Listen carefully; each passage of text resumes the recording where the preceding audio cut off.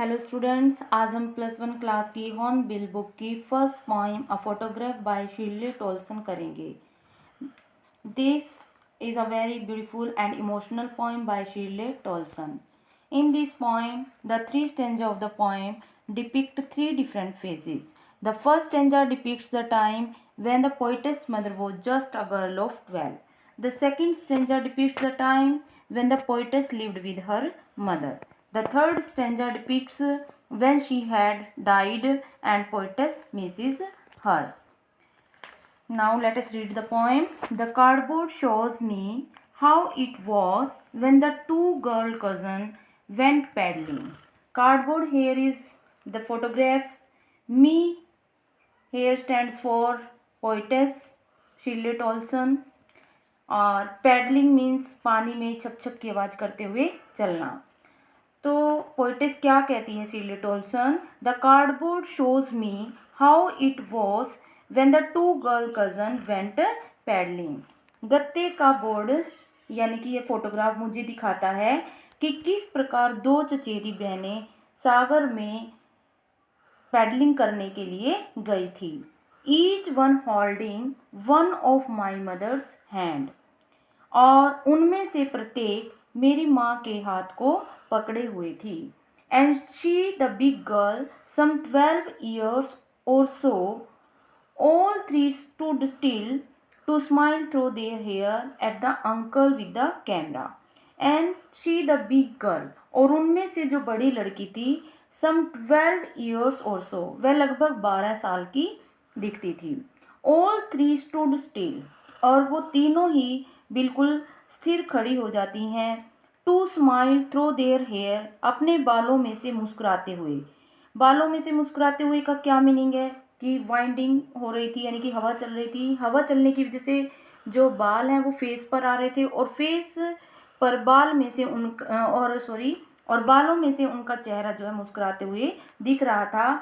At the uncle with the camera, और वो किसकी तरफ मुस्कुरा रही थी? अपने अंकल की तरफ। क्यों मुस्कुरा रही थी? क्योंकि उनके अंकल जो हैं कैमरा लिए हुए थे उनकी फ़ोटोग्राफ लेने के लिए।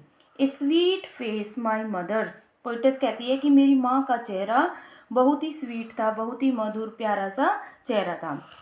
क्योंकि जो बच्चे होते हैं उनके चेहरे बड़े प्यारे से होते हैं, स्वीट से चेहरे होते हैं, लेकिन जैसे जैसे बड़े होते हैं स्ट्रेस की वजह से फेस में थोड़ा बहुत चेंज आ जाता है, लेकिन बचपन में बड़े ही प्यारे होते हैं। तो पोइटेस कहती है कि उसकी माँ का चेहरा बड़ा ही स्वीट था। That was before I was born, और ये उस समय की बात है जब मैंने जन्म नहीं लिया था, यानी कि मेरे जन्म से पहले की है ये photograph. And the sea which appears to have changed less, और समुद्र जो कि बहुत ही कम बदला हुआ लगता है, यानी कि समुद्र में अभी भी कोई बदलाव नहीं हुआ है, समुद्र ऐसा का ऐसा है। Washed there terribly transient feet, washed मतलब धो रहा है, देयर मतलब उनके, terribly here means very much, transient means short क्षणभंगुर, और फीट पाँव, और जो समुद्र का पानी है उनके क्षणभंगुर पाँव को धो रहा है। तो यहाँ पे जो लास्ट के 2 लाइन क्या डिपिक्ट्स कर रही हैं कि नेचर रिमेन्स परमानेंट, नेचर जो है परमानेंट रहता है, स्थायी रहता है। But man's life is short, man की लाइफ शॉर्ट होती है, मैन का जो जीवन है वो क्षणभंगुर होता है, उसमें बदलाव होता रहता है, लेकिन नेचर रिमेन अनचेंज्ड। ठीक है। सेकेंड स्टेंजा, सम 20-30 years लेटर, कुछ 20 और 30 साल के बाद, she would laugh at the snapshot, snapshot means photograph, जो मेरी मदर है वो उस फोटोग्राफ की तरफ देखकर हंसी या हंसती है। सी बेटी एंड डोली शी वुड से, और उसने कहा, मेरी माँ ने यानी कि पोइटेस की मदर ने कहा कि देखो ये बेटी और डोली हैं, जो फोटोग्राफ में 2 लड़कियां हैं मेरे साथ, वो बेटी और डोली हैं जो उसकी कजन हैं। And look how they dressed us for the beach, और देखो कि किस प्रकार उन्होंने बीच पर जाने के लिए, बीच हॉलीडे मनाने के लिए ड्रेस पहनी हुई है, कॉस्ट्यूम पहने हुए हैं।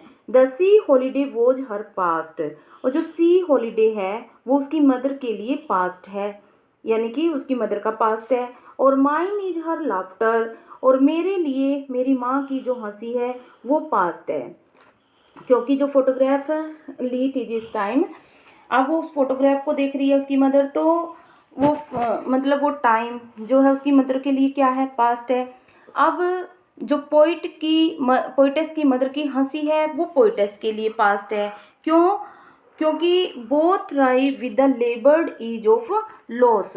राई मतलब डिसअपॉइंटेड या डिसअपॉइंटमेंट, दोनों ही उदास हैं। With the laboured ease of loss, क्योंकि जो उन्होंने मतलब खोया है, जो बड़े ही मेहनत करके उन्होंने प्राप्त किया था, बड़ी मुश्किल से प्राप्त किया था और वो खोया है, तो उस खोने की वजह से वो दोनों ही उदास है। दोनों ही विडंबना की स्थिति में है कि वो अपने नुकसान को आसानी से किस प्रकार भुलाएं, तो दोनों ही उदास हैं। Now let us read the third stanza. Now she has been dead nearly as many years as that girl lived.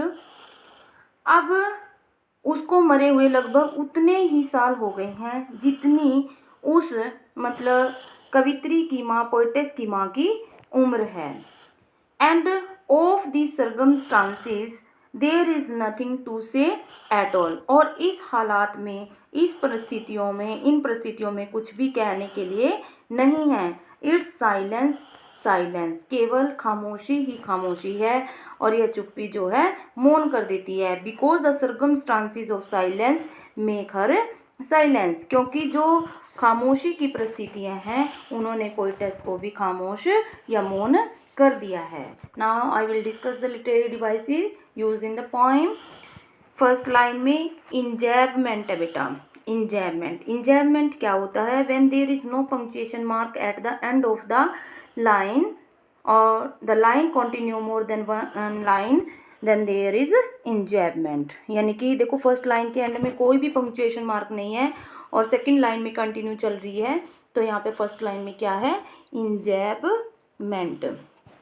Third line में माई मदर्स, माई मदर्स में एलिट्रेशन है।